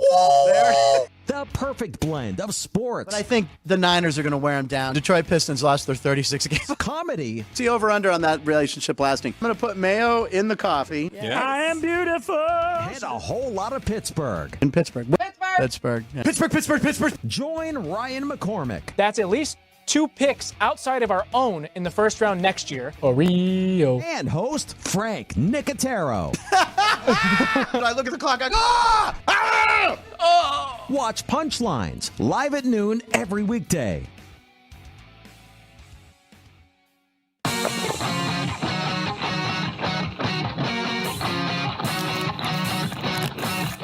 Once you've satisfied your hunger, get ready for more of the hottest casino games in Vegas. Our 24-hour, 30-table non-smoking poker room proudly hosts all the most popular poker games with a variety of betting limits. Visit the poker room for a schedule of daily tournaments. Whether you're going to hold 'em or fold 'em, the best place for poker is at South Point Casino. You'll notice that our craps tables are usually the loudest in the casino. If you've never played, join one of our free craps lessons to find out what makes this game so exciting. Check with the craps dealer for schedules and give it a roll. Bingo is also an exciting way to spend your time. We offer 7 sessions of bingo every day. Bingo! And each session includes a cash ball jackpot, 12 bingo games, a progressive double action game, and a $10,000 bonus coverall. Electronic units are available. If you haven't played bingo with us, give it a try today. Guests can also get in on the action at our one-of-a-kind race and sports books. 2 separate rooms designed to maximize your experience and comfort. Our sports book, with over 400 seats, puts you right in the middle of the action, 24 hours a day. We have 11 amazing restaurants featuring a wide variety for every price range and appetite. South Point's Garden Buffet has something for everyone at unbeatable prices. Or, if hunger strikes in the middle of the night, join us at Coronado Cafe. The American menu offers breakfast, lunch, or dinner 24 hours a day, plus a Chinese kitchen for authentic Chinese dishes from 11 a.m. to 11 p.m. From steak and eggs to wonton soup, it's fast and friendly service 24/7. When you need a quick pick-me-up, you can find it at our state-of-the-art Starbucks just inside the main South Point entrance. Order ahead with the Starbucks app for easy mobile order pickups. Or enjoy your favorites in the relaxing dining area anytime, day or night. If you love Mexican food, Baja Miguel's has all of your south-of-the-border favorites. There are dozens of classics to choose from, like fajitas, ceviche, chimichangas, tacos, and more. And for spirit lovers, Baja's colorful non-smoking tequila bar is right outside.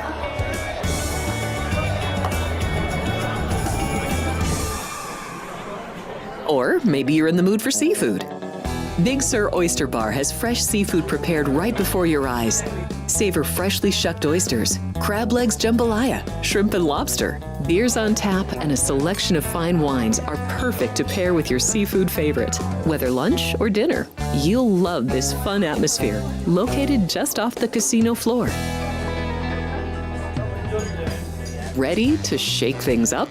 Step back in time and treat yourself to one of the oldest restaurant chains in the country. Steak and Shake, famous for original mouth-watering steak burgers and hand-dipped milkshakes in a variety of flavors. For some old-fashioned fun, try Steak and Shake.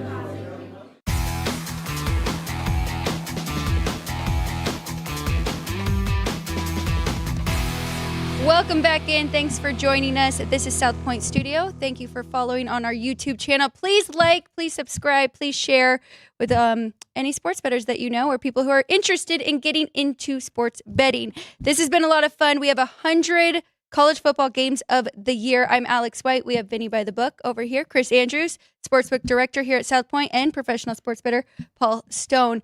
So we've spent a lot of time on these first games because there is a lot to get to. We could probably go for another few hours. We're going to kind of skip through, really target on some big games, and then some games that we've seen a lot of line movement so far. So before the break, we were here Saturday, September 28th on your rotation number. We went through Fresno State and UNLV, 915-59, 915-60, so 59 and 60. We got to go to Georgia and Alabama before we move on to the next chunk of games that have already moved. Georgia -4.5 at Alabama. No movement just yet, Chris. Well, again, I liked Vinny's number a lot better than mine. He made it 5.5. I made it 1.5. Kind of went in the middle. Listen, I love Georgia. Who doesn't? I think there are some question marks with Alabama. But, man, a lot of those question marks are marked, positively, however you want to put a check mark, a green stripe, whatever. I think Alabama's still going to be tough. I think 4.5 for me. If it was out there, I'd probably take it myself. I like the dog a little bit here in this one, but I went in the middle because I think it's going to be a really tough game. And we don't have to wait for the SEC title game to watch these two play. A lot of people down on Alabama, not really giving them a shot just yet. But you're right, 4.5 points at home. Paul, is that enough for you to jump into this one? It's not, Alex. I mean, you look at these games as a better from my perspective, and if you look at a line and you say, well, yeah, I don't really have an opinion. I could see either way. The number's really good. So I just think that's right there. It needs to be, I think, over 4, but it needs to be less than 6. So I think they hit the sweet spot. Very good, guys. All right, we're going to move down to a game that has moved. Kansas, Arizona State. Kansas on the road. You opened it -11. They are now laying 10 on the road. Vinny? Chris made this game 10. I made it 11.5. Chris went in the middle. He had the anticipation right there, and they took the 11 and went to 10. So a lot quicker line movement too with these games of the year as well, especially when they're newer. They're not the ones that have been out there. Some of the matchups that are out there in the market already. Oh, I didn't even realize that. So some of you have different games of the year. So check. Oh, yeah. Absolutely. If you're looking for a We got certain 100. game. I don't think anybody has more than us, but guys have different ones. Different. Yeah. Right. Mm-hmm. And I still missed one. Yes, you did. I know. Penn State and Ohio State. I can't believe I screwed that up, but I did. We'll get it eventually. Paul, I think you kind of gave us your Cliff Notes with Arizona State, right? Is there anything else to jump in? Well, I think I talked maybe about Arizona earlier. Okay. I think, but on this game, I think Jalen Daniels supposedly healthy for Kansas at quarterback, and I think the bettors just, they see Kansas as a double-digit conference favorite, and they say, well, I'll take a shot and take +11. I think that's probably what happened here, but I'm not involved. More of a bet on the number. Moving down to Saturday, October 12th. We have to get through a few of these. This is going to be a fantastic Saturday. Mississippi, LSU -3. Pretty good number, it seems, Chris. We both made it 3. We opened 3. Hasn't moved yet, but boy, I think this is a hell of a game. Very interesting to see Mississippi this year. They've been coming close. This might be the year they break through a little bit. Well, such a good coaching matchup here, right, with Lane Kiffin and Brian Kelly. So, I mean, that 3 points, that's pretty much home field right there. Very much, yeah. It's a toss-up. Yeah. Next one on the list, Tennessee -9 hosting Florida. Vinny, any differences for you two before you put this one out? Yeah, Chris liked it higher, around 12. I liked the game 8. Chris hung the 9, and again, no movement here. This is just another game that really, I don't know which one is going to highlight. Just a terrific day on October 12th.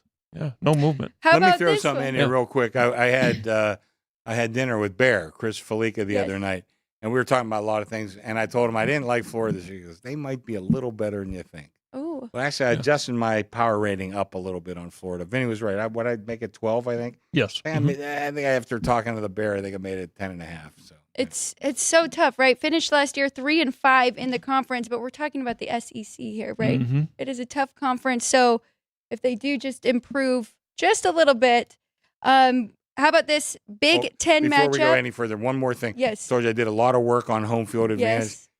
and it's the difference. Tennessee is my highest rated home field, 6 points.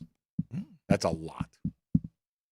That's a nice little note for anybody who is watching to remember that, because that stuff definitely They comes weren't that good into on the play. road, Yeah. and they're pretty darn good at home. Yes.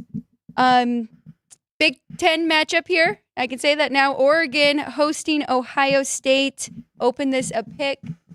Nobody has any strong opinions on this one just yet because it's kind of set there. This might be the game of the year. Great game to book. Yeah. Yes. Paul, you have any? I mean, me and Vinny had different favorites on this one, so pick them Yeah. like the logical number. Yeah, Chris. Chris, what did you had? I had Ohio State one. Vinny had Oregon 2. Yeah. I thought, what the hell? Let's go with pick and see where they want to take. But whoever wins is going to cover whatever number, So. Paul? Yeah, I mean, it's a game. I think there's probably, 8 to 10 operators at least that have games of the year out there in the marketplace right now, and everybody's got between pick and 2.5. And, it's just, I think just about anybody would make that number somewhere in there. And for me, it's one that's going to be a lot of fun to watch, but not going to be one I'm probably going to bet, even the week of the game. That was when I talked to Barry. I says, "You going to that game?" He goes, "No." He's with Fox now. I says, "We don't have that game." He was dying to go to that one. He doesn't know where he's going to be that day, but I'm sure he'll be watching that one. This next one, different but the same, right? Both of them moving from the Big 12 to the SEC and still playing each other. Texas -8 at Oklahoma. Looks like a good number. No movement just yet. And look what I made it 7.5. Vinny made it 9. Kind of went in the middle 8. By the way, the game's technically a neutral field, even it's at Dallas. Correct. Technically a neutral field. Yeah. Correct. Good point there. If you And wanna that get is some on fried butter or something like that, this is the place to go. And that's a game, just to interject real quickly, that's a game I've been to many, many times. Have you really? Oh, yeah. Oh, that should be fun. Yeah. I went to the University of Texas, and I've been to probably at least 25 of these, probably No more. kid. wow. Yeah, I went to my first one when I was not even old enough to drive. But it's for sports fans, if you go to games, I mean, this is the game. I mean, there's nothing like it. The State Fair of Texas is going on at Fairgrounds where the Cotton Bowl is. Norman, Oklahoma, 200 miles to the north. Austin, Texas, 200 miles to the south. Split even at the 50-yard line. The crimson red, the burnt orange. Just a unique game. The funnel cake. I mean, if they can, they've got fried. They can fry anything at the State Fair of Texas.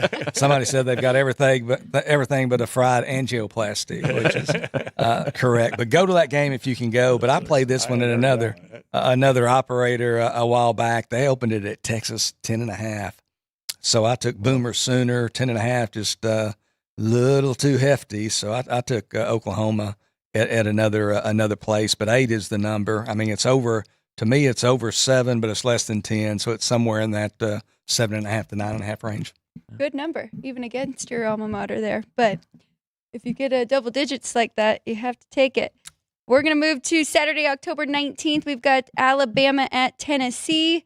Bama -3.5. No movement yet in this one, Vinny. No, we both actually came to the same number here, Chris and I, Alex, at 4.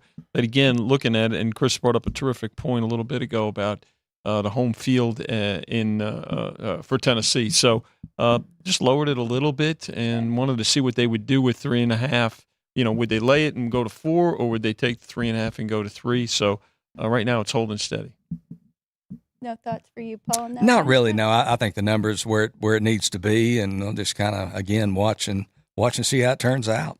Any thoughts on this? Quinn Ewers with Texas hosting Georgia and Carson Beck here. Georgia -2. I'm going to start with you.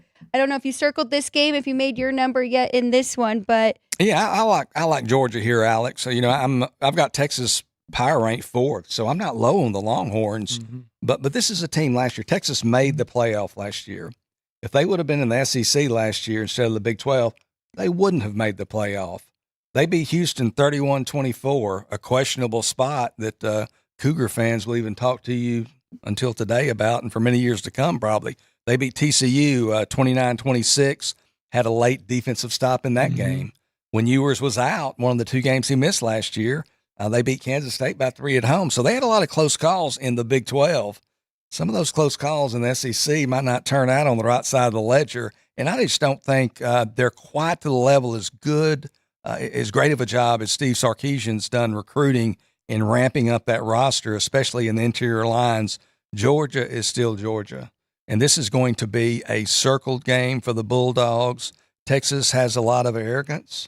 They're going to come into the SEC, and they're going to start wanting to make the rules, and some of the old holdovers not going to like it, and I think it's probably already started. So Georgia's going to have a little something for the Longhorns there in Austin. If you're a big if you're a hotel operator, this is a bonanza. Formula One is October 19th in Austin, Texas.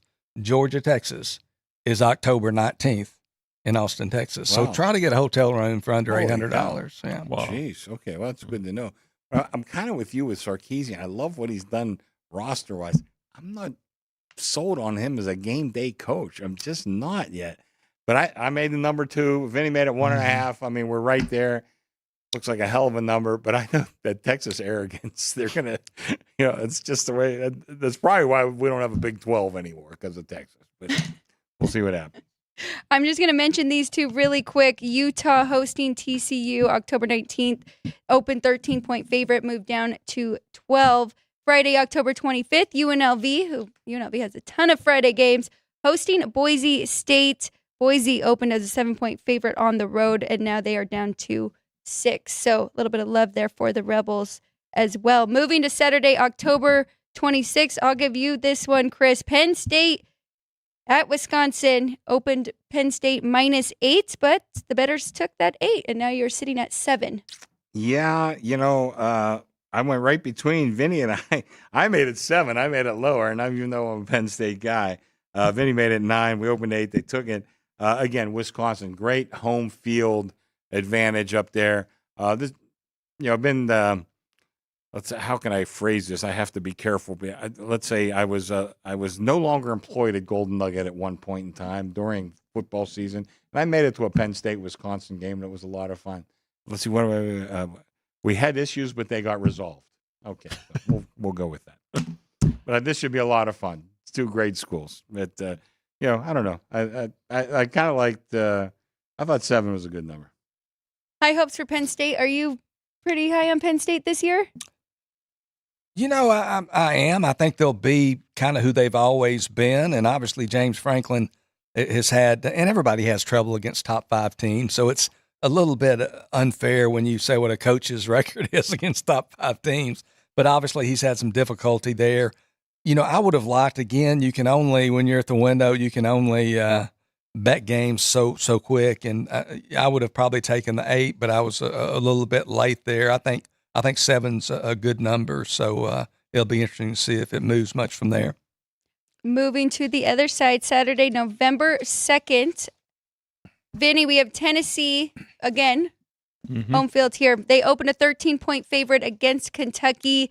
Now they are down to 11.5, so better seem to like Kentucky in this one. Yeah, this is kind of a border rivalry here, right? I mean, we know that Kentucky and their game against Louisville is always big, but it's also very big against Tennessee. And points at a premium here. I actually made this game 11. Chris liked it 14 and went right in the middle. So they did take the 13 with it, and but at some point I would think that there'll be some Tennessee money showing. Again, bring up Chris's point about the home field and how strong it is there. My good friend Vinny, who I've known for over 40 years, you want to piss him off?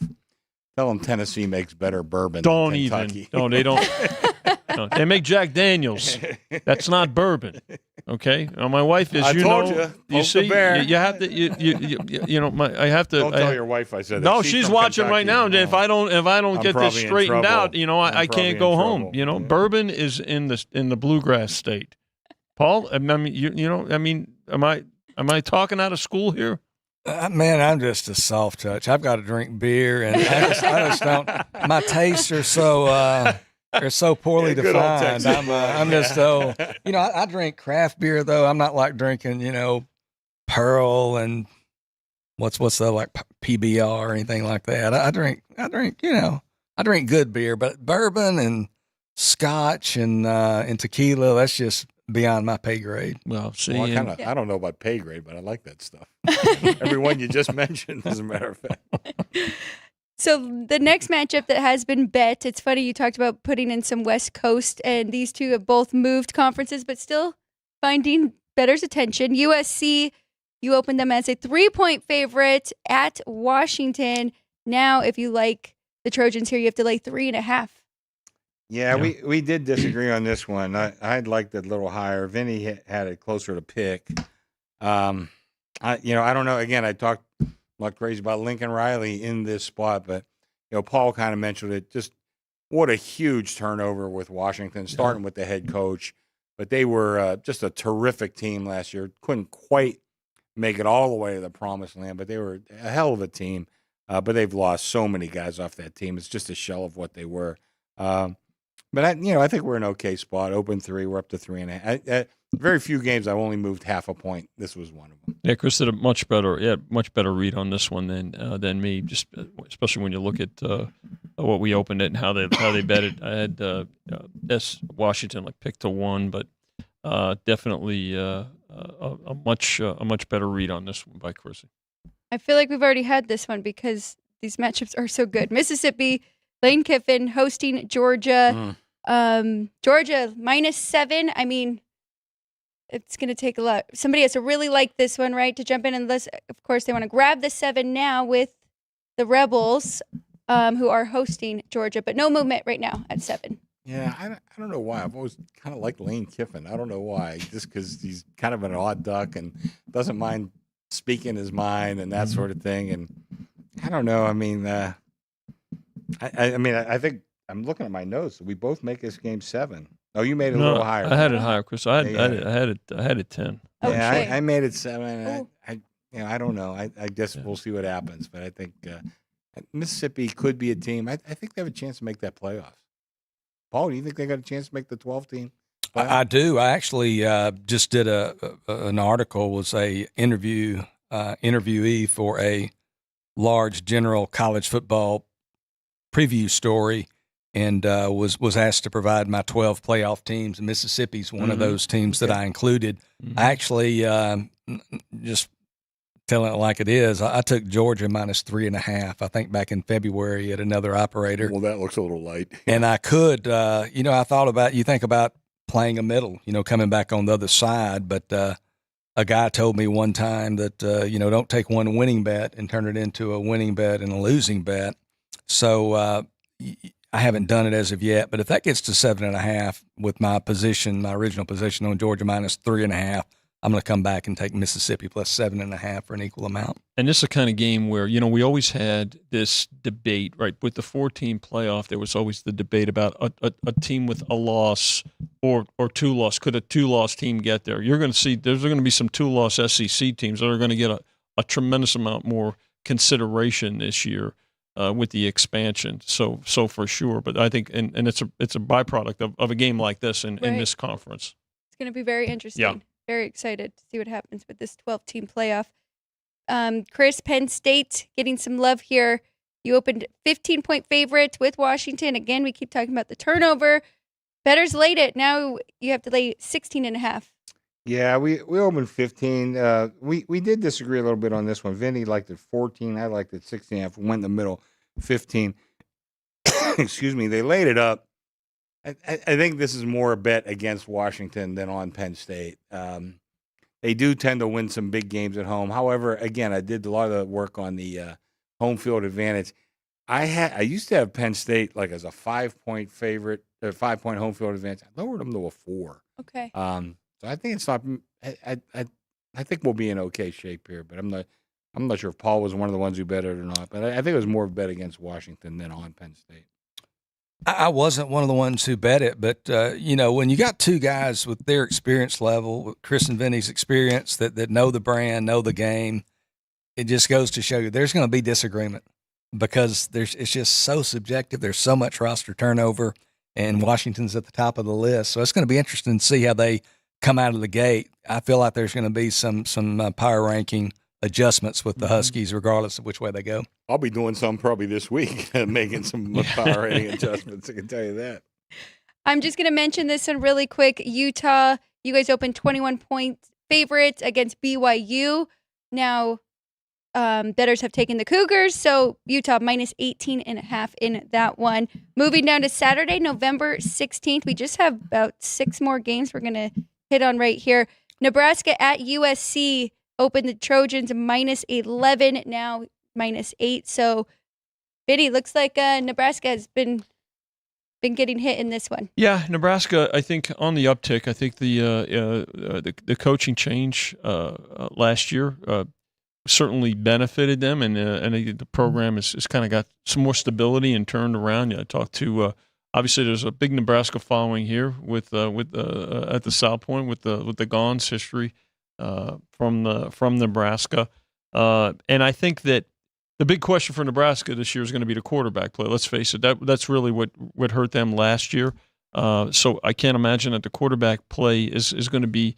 I think it's going to be better this year than it was last year. So I think what we did here was Chris liked the game 12. I made the game 10. We went to 11 right in the middle. They took 11. They took 10. And so we had to move it aggressively once you get limit plays, particularly with professionals. And that's how we're at this number now. Plus, when they whack you twice, you got to make that second move pretty strong, So I don't know. I keep saying I don't like Lincoln Riley, but meanwhile, I made this game higher. But I like Matt Rule, and I think he's going to be in a very good spot here in Nebraska. I'm not sure how good his roster is yet. I think he's probably getting there, but I think maybe next year you look for Nebraska to make a big jump.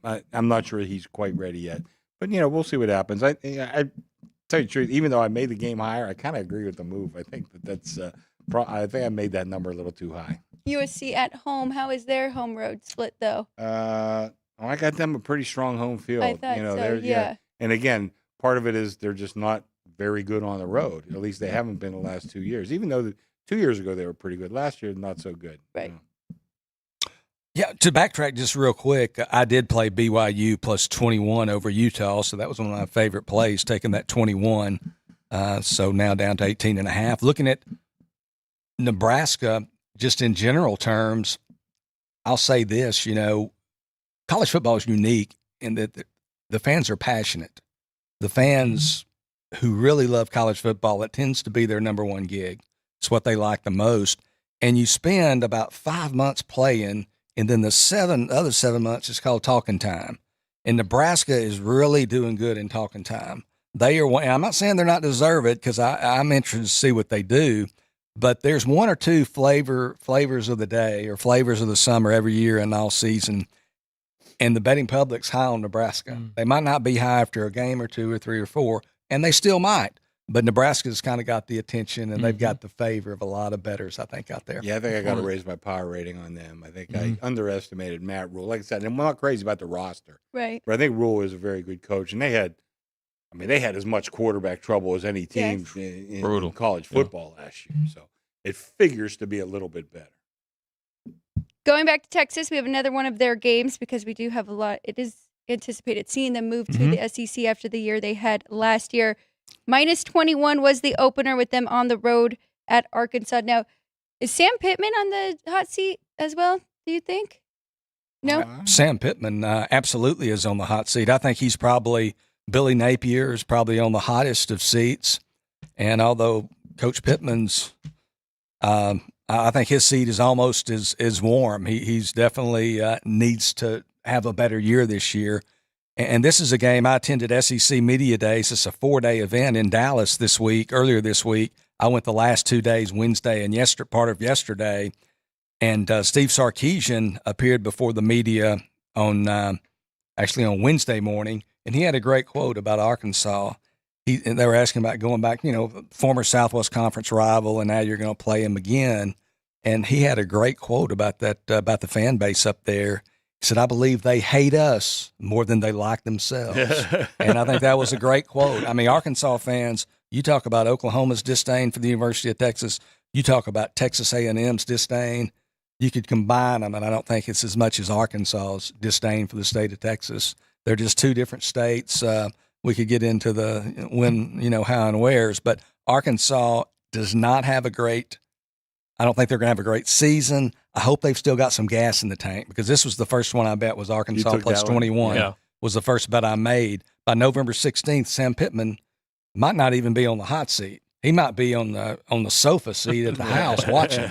And I say that kind of jokingly, but at the same time. He was actually borderline last year. Yeah, he was borderline last year. So, and that's my concern here, is taking a team that maybe has run out of gas. Maybe their coach is either in great peril or not there anymore. But Arkansas is going to be through their roof for this game. So I took Arkansas plus 21. But the number, Paul, right? 3 touchdowns. I mean, right? I think that's as much as anything, right? That is exactly it, Vinny. I mean, I had on my buy sheet, I had 17.5 or more, and so when it was 21, it looked good. And I think a couple of years ago, a lot of people, maybe myself included, whether it's 2 or 3 years ago or whatever year it was, we thought we had a lot of value. And I think Chris said something to the effect, well, we'll play the games and see how it turns out. And I think they did pretty well. Sometimes the value doesn't get there. And one thing was true in the beginning of bookmaking, and it continues to be true today. 11 is always bigger than 10. I tweeted something out. I don't know how old you are if you remember the game. The game of the century, 1969. Texas and Oklahoma. Frank Broyles and was Akers the coach at Texas? Darryl Royal. Darryl Royal, okay. Darryl Royal, yeah. James Street was a quarterback for Texas. Chuck Dykes was the star receiver for Arkansas. 15-14. Texas scored late. And actually, they went for 2 earlier in the game. So they made it 14-8. And then when they won, or whatever it was. Anyways, but they win by 1. And that was the game of the century. I'm still bitter about that. I know you are. Because Penn State was undefeated that year, and Richard Nixon gave the trophy because he needed more votes out of Texas. And he gave Texas the national championship. Not that I hold a grudge since 1969, but I think a little bit. I think he always did the right thing until he got run out of office. I'm kidding. Were you mad at that, or which ticket did you have? Did you? I didn't bet that one, but I was a Penn State fan at the time. One of the greatest plays in college football history happened in that game. I think Texas was still down 14-0, early fourth quarter. Texas has it 4th and 2 from about the Arkansas 41. They never threw the ball, and they fake a handoff, and they throw it down the left sideline. Randy Peschel makes an incredible over-the-shoulder catch. Probably never made a catch like that, even in practice. And the rest is history. Yeah, I think Chuck Dykes had a big reception for a touchdown, if I remember correctly. He's a big-time player, yeah. Couple more. We've got 4 more you remember that we're going to get through. I do not remember that. 4 more we're going to get through, unless you guys, if anything jumps out, please stop me so we can touch on those as well. So Alabama at Oklahoma. Bama opened as a 2-point favorite, kind of just sitting right there. Chris, any thoughts on this one? I'm looking, I think two. we were 2 across the board. It was another one of those games, boy. I'm with you, Alex. When they first started all this stuff, I thought this is going to be horrible. Now I'm looking, okay, this ain't so bad. Alabama at Oklahoma. When were we going to see that? Seriously. So that looks pretty good. I'm pretty excited to see that one. There's no bad Saturdays, that's for sure. No, it doesn't look like it. No. And Iowa State at Utah. Utah opened up 10-point favorite, now down to 9. So I think that's another game Iowa State was bet on. Yeah, again, we had big differences there. I liked it higher. I made it 12. Vinny made it, what am I looking at? 7.5, yeah. So I kind of went a little bit in the middle. I opened at 10, but the bettors came in, and I don't know if Paul was one of them, came in on Iowa State. There's a lot I like about that Iowa State program. But a lot I like about Utah as well. So we'll see about that one. I think probably my number was a little bit too high on that one, but and evidently the bettors agree that was too high. So we're down to 9 with that. Paul, were you on that one? I passed on it, but I think 10 was just too appetizing for the wise guys to pass up. I mean, Iowa State's got a quality football team. Mm-hmm. They're part of that balanced upper division Big 12. So I had it somewhere between 7.5 and 9.5. So I think you got it right where at 9. I think it's where it needs to be.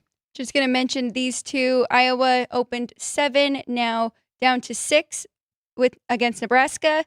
Utah opened 4-point favorite on the road against Central Florida, now down to 3. Central Florida, I think, is a team to watch. I think that might be a team flying a little bit under the radar. I think that's a pretty good squad.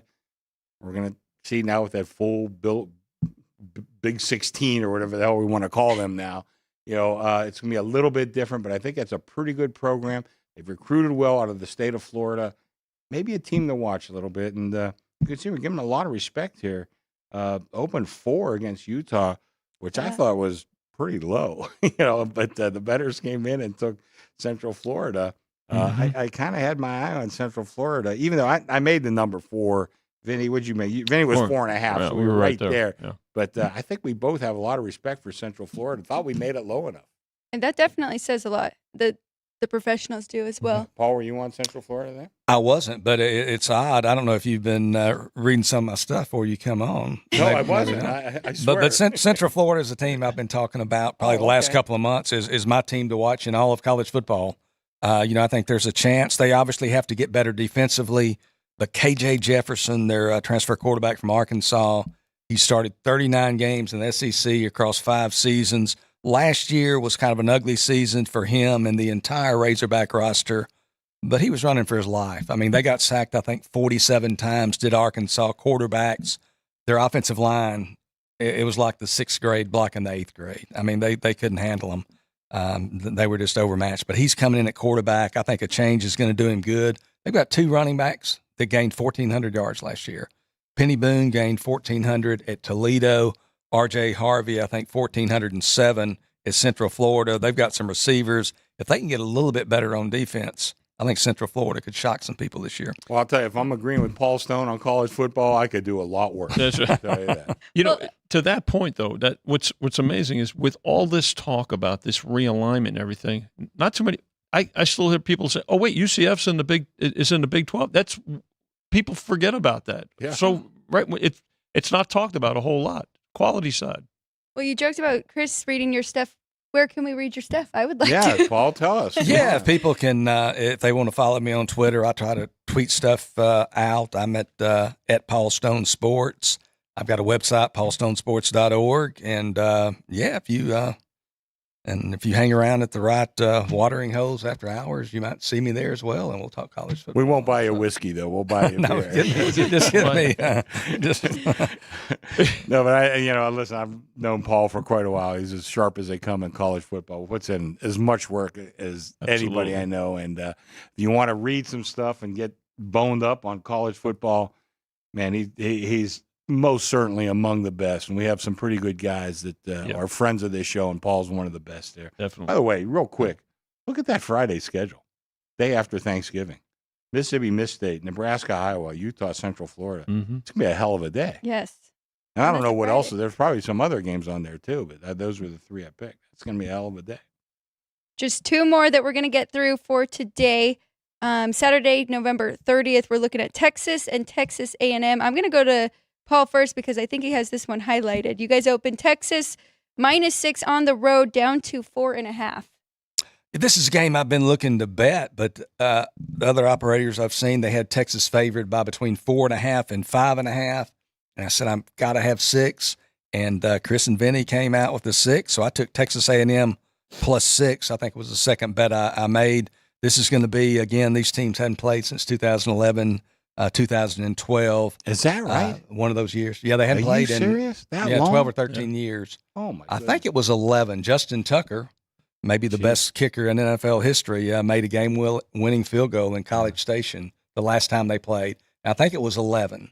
So it's been 13 years. Wow. But Texas, it's going to be a night game. It's going to be Saturday night. Texas might be playing for their playoff lives. So that concerns me a little bit because they're going to be on point. But Kyle Field's going to be rocking. It's going to be out of control. They, like basically everybody, hates the University of Texas, and they're going to bring the kitchen sink. And by then, too, Mike Elko, their first-year coach, this will be his 12th game, and it takes a while to assemble all the pieces and the parts and the transfer portal guys. And I think A&M will progress and develop more through the season than a veteran Texas squad will. So I like the 6. Well, I got to give a mea culpa here because I made the game a lot higher. And after talking to Vinny, I talked to Bear a little bit too. He kind of thinks the same as you. Elko might start out a little bit tough. Any new coach. I like betting against new coaches, particularly early in the season. But Elko, I think, really, he did a lot of great stuff at Duke. Not exactly the easiest place to win. I think he'll fit in very well with this program. So this is one of the power ratings I have to greatly readjust, particularly as and I'm going to go, when we wrap up, I'm going to say something too, but I don't, not to go there now. But during the course of the season, I think this is a team that will greatly improve. I think Elko is very good, but I really have to adjust my power rating here Vinny talked me into the lower number, and I'm glad he did because even that was too high. But I had this game much higher. Don't listen to Vinny. What could I have gotten? 8.5, maybe? Maybe, I don't know. 10? It's funny because in New York, they don't follow college football that close. They don't have a team. But, No, they don't.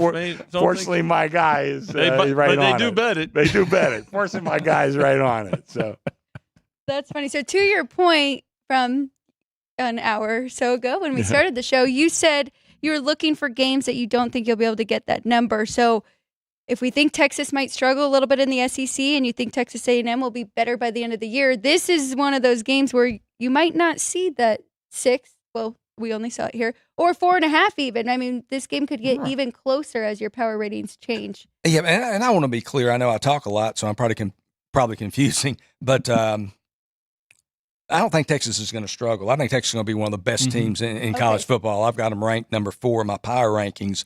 I just think, again, it is, when you're, again, on my side of the window, you go in and you try to guess, just like they try to guess what I'm thinking. I try to guess what they're thinking. And sometimes you say, man, I'm really high on Central Florida, and Chris Andrews not going to be high on Central Florida. Well, Chris Andrews is high on Central Florida. So even though I'm higher than the marketplace, he's the one making the lines, so there's no value there. I think the marketplace is maybe just a little bit too high on Texas because they are so good. They are the University of Texas. It's such a strong brand. They got a quarterback coming back. They got a lot of players coming back. But, I just, again, I've been to Kyle Field before, and it is one of the more difficult places to play in all of college football. And it won't matter if the Aggies are 4-7 coming in that game. They will be ready. yeah, I got him a lower home field advantage, mostly because of the previous coach didn't do all that well. Although he did pretty good bankroll wise. I think he's sitting on $90 million and has a condo in Hawaii or something. But one thing I wanted to say, as we're going to wrap things up here pretty quick, the one thing that I would tell guys when you're betting these kind of future bets, okay, everybody on this sheet is priced for perfection. And if you've ever watched college football or football period, very rarely do things come perfect. So we might be looking at a game later in the season. Maybe Ewers is out for Texas. Now they still got Arch Manning, and I'm not sure who else. I said it earlier. I think Georgia and Ohio State, one reason I'm so high on them to win the national championship, I think they got a ton of depth where if they lose a guy or two, I don't think it'll mean that much. Maybe if Mississippi misses a guy or two, it might mean a little more. Or, Central Florida or some other teams we're high on. Utah, who knows. Memphis, a team I'm kind of high on. But, again, if their quarterback, I'm high on him. If he gets hurt, a whole new ball game. So try to keep that in mind. Everybody on this sheet, everybody is kind of priced for perfection. So very rarely do things work out perfectly for anybody. I mean, very rarely after one weekend of college football, and then you have to adjust, right? So trying to foresee the future this far, it's tough, but that's why we love it, right?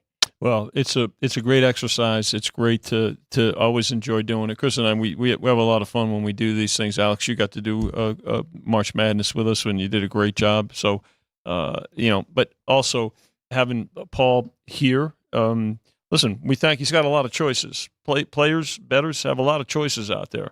Paul took the time. We thank you for taking the time to be here, not only to play the games, but to give your perspectives as well. And operators out there, embrace it. It's a good exchange, and it's only going to make you a better oddsmaker / bookmaker. And bettors, I hope it makes, from your perspective, Paul, when we have these kinds of exchanges, I don't think it hurts. So we appreciate you being here. And Alex, you did a great job as always. Thank you, Vinny. Let me echo those same things. First of all, with Paul Stone, thank you for coming out here. I know this wasn't really particularly in your plans until I talked to you earlier this week. So thank you so much for coming out. I think you really contribute a lot to this show. Yep. We'll see how you do at the windows.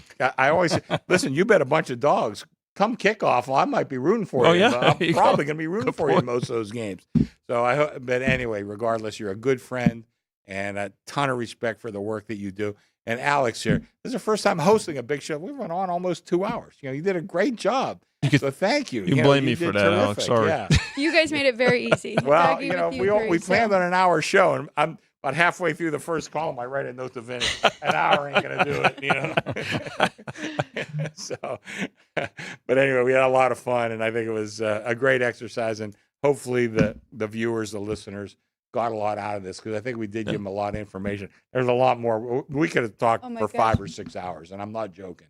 We really could have, but we had to cut it short at some point. Yes. Thank you all. I'll have to go back and watch as well, because there were a lot of things you guys all brought up that when I really start diving into doing my power ratings, I need to include as well. So hopefully people gathered a lot too. And I like that point you made too. Just because you're betting against a team doesn't mean that you don't like them or struggling. That was a great point. It just means the market might be a little bit higher on them than you, and you're finding a number, right? An opportunity. Any final words for you, Paul? Well, just kind of piggybacking on something you just said, Alex, guys like me, we bet numbers, not teams.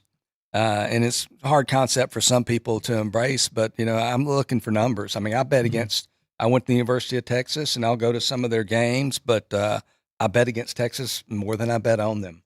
But, I just appreciate the opportunity, Chris and Vinny, and you having me out, and appreciate being a part of it. And like Vinny said, historically, I think there's kind of been, I hate to use the word adversarial relationship between bookmakers and their customers.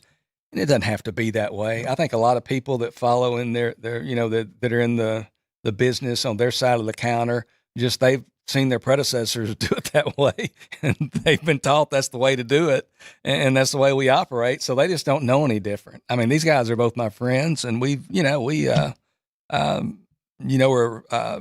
buddies. They're not gonna, they're trying to beat me, and I'm trying to beat them. There's no question about that. But it's, at the end of the day, it's not like we're gonna be, we're buddies. We're not adversaries. So I've just enjoyed being part of it, and I always love talking college football. One thing this does for me from an exercise standpoint, and anybody else that might consider doing it, say next year, that's not ready this year, it just really helps you prepare for the season. When you're doing something like this, even a month away from the season, it just really forces you to not only work harder, but work earlier. Yep. And you get more volume of work in, and it just prepares you for the real test, which is the duration of the regular season. A couple of things I want to throw in. First of all, Vinny and I are old school. We've been doing this for a long time. But we are old school. And I see some of these new guys out there, and they want to throw out winning players and do it. We don't do that. We don't do that. Can't. We need you just like you need us. Mm-hmm. And it's a different business than, like, if you own a restaurant, I walk in there, I give you $100, I walk out, I get dinner. You know what I mean? This is a little different, but we need you and you need us. But, we are not enemies, on an individual basis. You're going to try to beat us. We're going to try to beat you, but, we need you around. And I think I'm proud to be with somebody like Vinny or Jimmy, and proud to be associated with the South Point, because, that is the way we handle things. We're fortunate. Absolutely. Good stuff. Any last thoughts, Vinny?